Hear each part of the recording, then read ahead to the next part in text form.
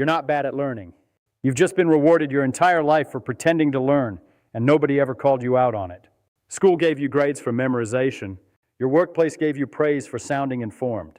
Your social circle never pushed back hard enough to expose what you actually didn't understand, so you kept going, highlighting sentences you'd forget in 48 hours, rereading chapters that never made it past your short-term memory, watching educational content the way other people watch Netflix, passively, comfortably, and completely without retention. And the most dangerous part isn't the wasted time. The most dangerous part is that it felt productive. It felt like progress. You closed the book feeling smarter than when you opened it, and that feeling, that warm, fraudulent sense of accomplishment, became the drug you kept chasing instead of actual understanding. Your brain is not on your side here. It is wired to conserve energy, to take shortcuts, to mistake exposure for expertise. And you've been feeding that tendency every single day without realizing it. The gap between people who accumulate knowledge and people who actually build capability is not intelligence. It is not talent. It is not even time. It is the willingness to be ruthlessly honest about the difference between knowing a thing and merely recognizing it when someone else explains it to you. Most people never close that gap. Not because they can't, but because they've never been forced to confront it. Today, that changes. What you're about to hear is not motivational noise. It is a direct confrontation with the exact habits keeping your mind soft, your skills shallow, and your potential buried under the comfortable illusion that you are already someone who learns well. Here's the first brutal truth, and it should genuinely disturb you. Recognition is not understanding, and your brain cannot tell the difference between the two. When you read a well-written explanation and it flows smoothly and everything clicks as you go, your mind files that experience under understood. It doesn't. What actually happened is that the author did the cognitive work for you. Their structure, their analogies, their logical sequencing carried you through the material like a moving walkway, and you mistook the ride for your own locomotion. The moment you close the book and someone asks you to explain what you just read, you discover the truth. The words don't come. The logic doesn't hold together the way it did on the page. You find yourself saying things like, "It's hard to explain," or "I understand it, I just can't articulate it right now," as if understanding and articulation were two separate things. They are not. If you cannot put a concept into words, the concept is not in your mind. It is still in the book. This is not a minor distinction. This is the central failure mode of educated, well-read, intellectually curious people everywhere. They are fluent in the surface of ideas. They can discuss topics at dinner parties, follow along in meetings, nod at the right moments, and feel in some genuine sense that they are knowledgeable. But fluency at the surface is not depth. It is a performance with no foundation beneath it. You have been building your intellectual identity on recognition for years. Every subject you think you know, go back and test it. Not by rereading about it, but by trying to reconstruct it from scratch, from memory, in your own words. What remains when the scaffolding of someone else's explanation is removed is your actual understanding. For most people in most subjects, very little remains. There was a standard, one unforgiving, clarifying standard, that separated genuine understanding from sophisticated confusion, and it came down to a single question. Can you explain this simply? Not simply as in dumbed down, simply as in stripped of every unnecessary layer. Simply as in a person with no background in this subject can follow your explanation and actually grasp the idea. That standard exposes everything, because the moment you commit to explaining something in plain language, every piece of borrowed vocabulary you've been using as a crutch suddenly becomes a liability. You reach for a technical term and realize you've been using it without ever actually knowing what it pointed to. You try to construct an analogy and realize you don't understand the concept well enough to map it onto anything real. You discover that what felt like a deep mental model was actually a collection of impressive-sounding phrases arranged in a familiar order. This is the second shocking truth. Most of what passes for knowledge in your mind is terminology you've absorbed and never interrogated. The words are there. The understanding behind the words is not. And jargon is the single most effective way to hide that from yourself and everyone around you. Jargon creates the sensation of precision without requiring you to actually be precise. It signals expertise without demanding it. In every field, medicine, finance, technology, academia, language has evolved in ways that allow people to sound authoritative while thinking loosely. The antidote is not to reject technical language. Technical language exists for good reason. The antidote is to always be able to translate it, to know what the term actually means in human terms, not just when to deploy it. If you cannot translate it, you don't own it. You're just borrowing it and hoping no one asks for the receipt.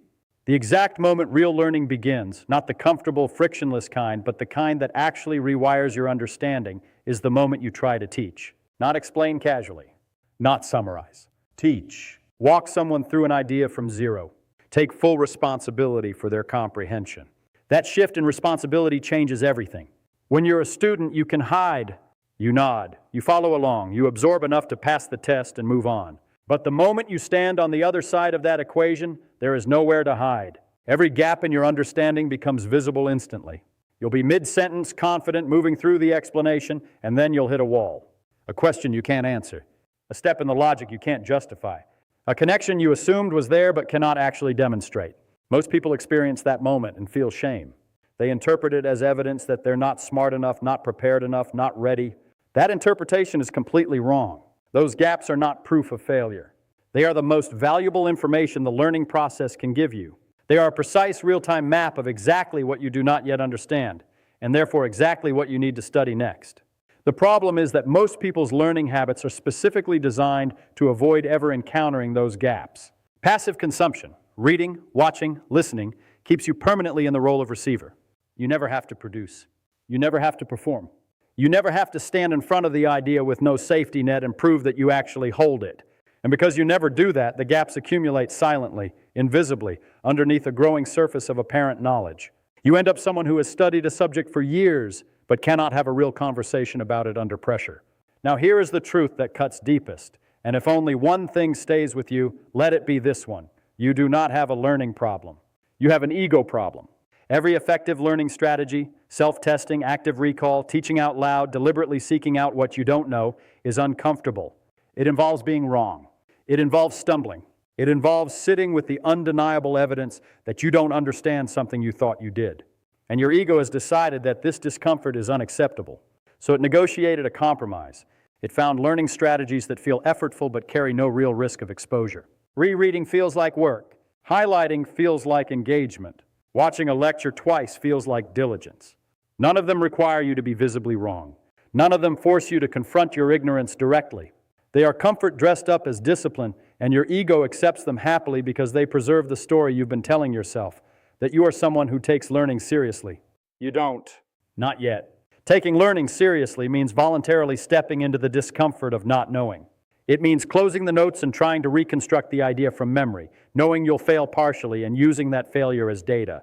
It means explaining a concept out loud and letting the stumbling happen, because the stumbling is the point. Every time you avoid that discomfort, you are choosing the feeling of learning over the reality of it. And that choice, made quietly, made constantly, made out of nothing more than the fear of feeling temporarily stupid, is costing you more than you can calculate. It is costing you years of genuine capability. It is the reason people can spend a decade in a field and still think shallowly about it. The method itself is not complicated, and that is precisely why people underestimate it. After you engage with any new idea, any concept, any process, any piece of information you actually want to own, you close everything. No notes, no reference material, no safety net. And you explain it out loud in plain language from the beginning as if the person listening knows absolutely nothing about the subject. You don't narrate what you read. You reconstruct the idea from your own understanding. You build the argument yourself.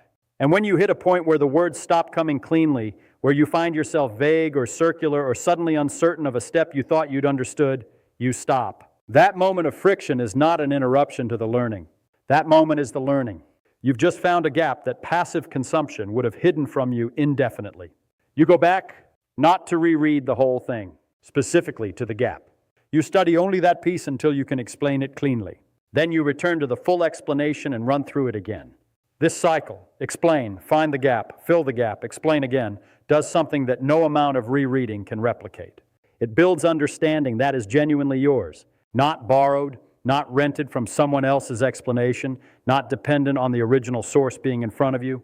It becomes structural knowledge, it's the kind that stays, the kind that connects to other things you know, the kind that you can actually use when the moment demands it. The reason this works is not mysterious. Retrieval is harder than recognition, and difficulty is where growth lives.